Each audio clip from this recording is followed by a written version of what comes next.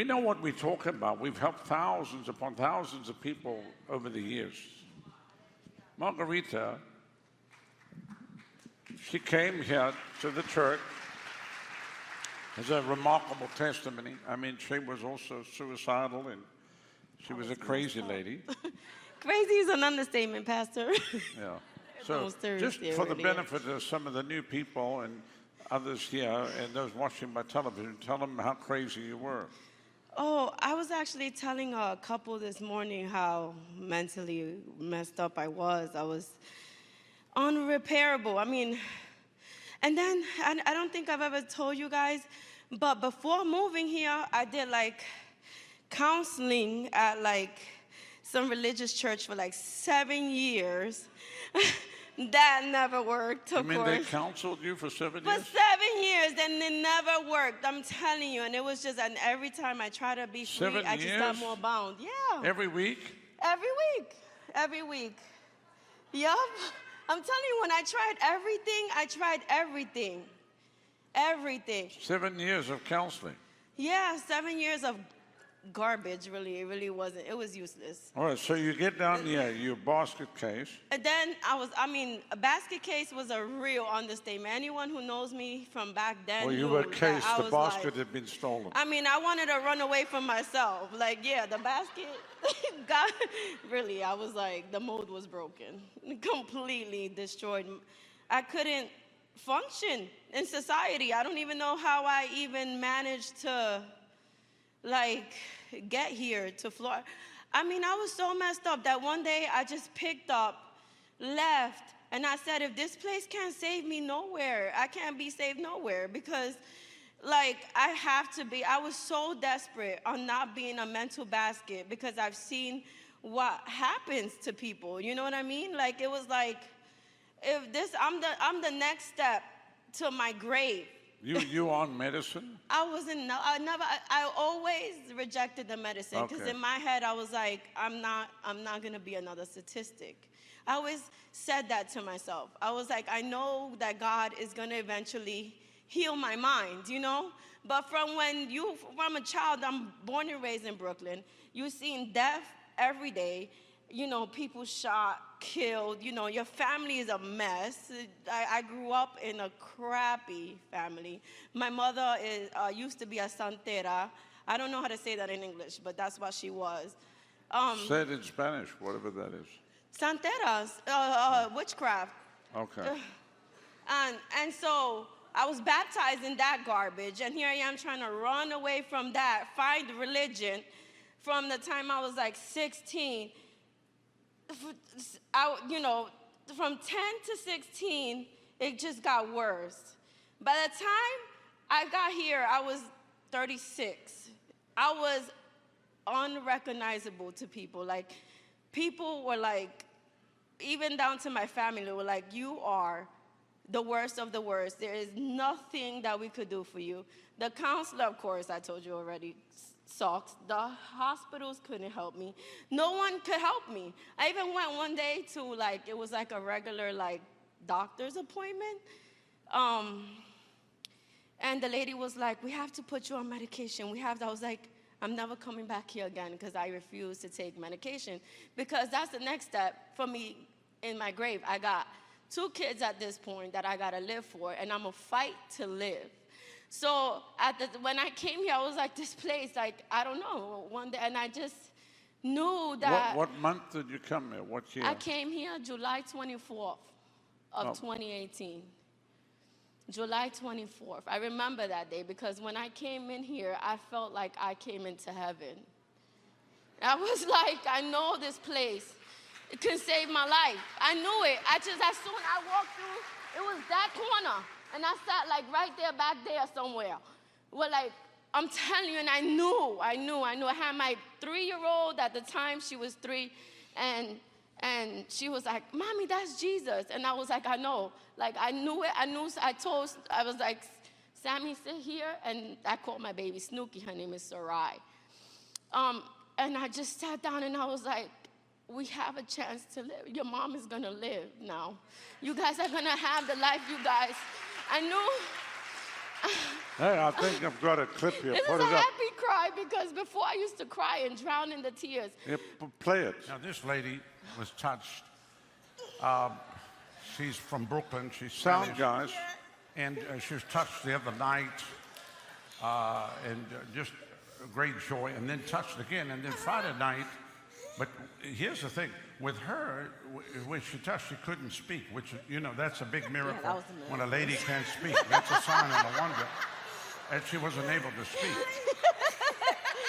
So on Friday night, I saw that there were pockets of resistance, just people just sitting there, so I moved her around like an evangelist and just stuck her in the seat. For about an hour and a half, I moved her around wherever I needed to.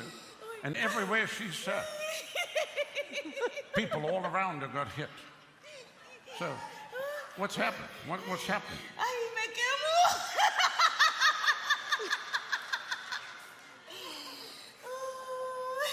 Ay, okay.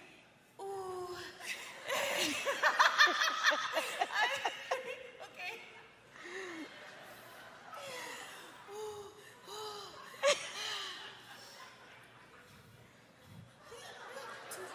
20 years of depression broke.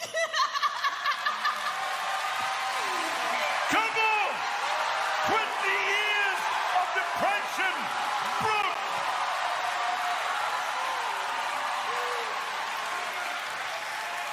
So, let me ask you a question. Did you try everything for the depression? Have you tried everything? I tried, I was a whole year in praying and fasting. The PTSD wouldn't break, the trauma wouldn't break until that second day, and then the next day, and then the next day, and this morning, and I still can't get out of it.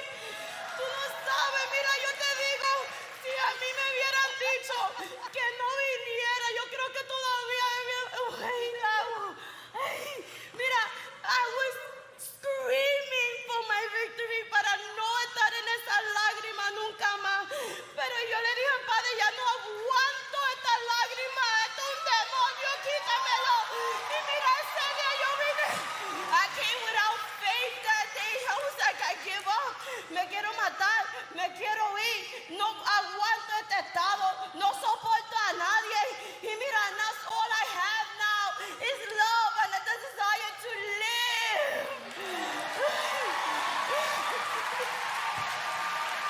And now you're going to live like this. Yes, y estoy viviendo así, no se me quita. No, y el mareo. Estoy más borracha que nunca. Yes. So, would you recommend this to everybody Oh my sitting here? God, yes, al mundo entero. Al fin del mundo, from here to wherever you go. And then some. Yes, Lord. Mira. Hasta el final de la tierra, como Dios dice, mira, si tú estás en el infierno, ahí Dios te va a ver. And I was in that hell every day from the time I was 16 until that day. I'm telling you, and Dios es bueno, Dios es fiel, porque mira, rompió eso. And it was so bad que aún mi hija de 13 años lo tenía. And I was like, Lord, yo no quiero que mi hija se me muera en ese infierno porque yo lo conozco bien. Y ahora la rubia mía es diferente. And the relationship is restored. Now, when you get back over to the Spanish side, you need to go tell them all that. I did. You already told them. Bueno, ellos saben. You told them now. Yo no sé, no, ahora no. Yo estaba on the floor for like, I don't know how long, desde que entré. Gee!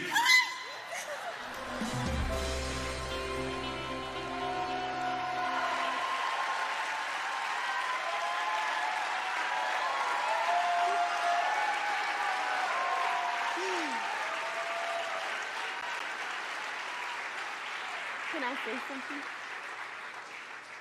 So I am proud to say that my daughter is behind there. To this day, she's saved. She's getting the word inside of her. I'm happy to say Pastor Allen's her pastor. I'm honored to be in this house. It is really restoring my life. Like, on a daily basis, I've seen the joy, like, after that day, like, I would go to places and people would start laughing, like, by themselves. And I was like, what? What's going on? Like, what are you laughing about? You know? But You they mean would you just, walk into places? yeah, like, people would just start laughing by themselves. Like, I was like, You walk into yeah, a like, place? like I could tell you the one time, it wasn't even, I could be in restaurants and people would just, like, let's say I was sitting next to somebody where they would just laugh, like, all by them. I'm like, that's, like, to me, it was weird, you know. And then I started seeing God just move and miracles. In that video, I was living out of my car, you know. I was really, really, really broke, busted, and disgusted. Like, I mean, disgusted was an understatement. Broke was an even more understatement. And messed up, I can't even, like, talking wasn't even a normal thing. Like, you couldn't even get a normal conversation out of me. You know what I mean? Like, it was like I was dry. I would drink my own tears. I don't know how to say that in any other way, but I would drink my own tears. And my daughter would have to watch that. My kids, both of them, had to watch that. You know? But thank God for restoration. Because, and then a restoration, true restoration, and it was this house that gave me that restoration. So when, I don't take it lightly. I mean, I really don't, because there's times where I couldn't be here, and my heart was like, man, I have to watch this on TV, wanting to be in the house of the Lord, you know. So, like, it's just like the power of the Holy Ghost is something not to take lightly. It's such an honor. Like, really, when you said in the conference, like, that honor you were talking, I was like, I grabbed it. You want to know why? Because this word is for me. Before, I told my daughter this morning, before I teach you anything, I have to learn it first. So I'm like, so grateful. And I can't give God nothing else but my gratitude. You know, you go and you see that video to where I couldn't even stand on my own 2 feet to what God is doing now. I'm restored. My finances are restored. My family's being restored. I mean, I don't know. And then this love that you have for people where you normally couldn't stand being around people or were embarrassed about being around people because they were going to say something bad or, you know, and even the fear of man broke off. That fear of man broke off. And I was like, I don't know. Like even when you were putting me through here, I was like, what are these people going to think in my head? My brain is telling me, you need to stop laughing. While my spirit is like, keep on going. You know, and every time God gave me the joy, God broke out a miracle after I left through these doors. Like, it was miracle after miracle after miracle. Like, it was so, I live now because of the joy of supernatural life. Like, it is a life, like a natural life. It's natural to be supernatural. Like, you know? And with a name like Margarita, you live drunk. Yeah, exactly. I get to live there. I tell people all the time, I get to give it out for free now. Y'all get to have free drinks. You know, Jesus knew what he was doing.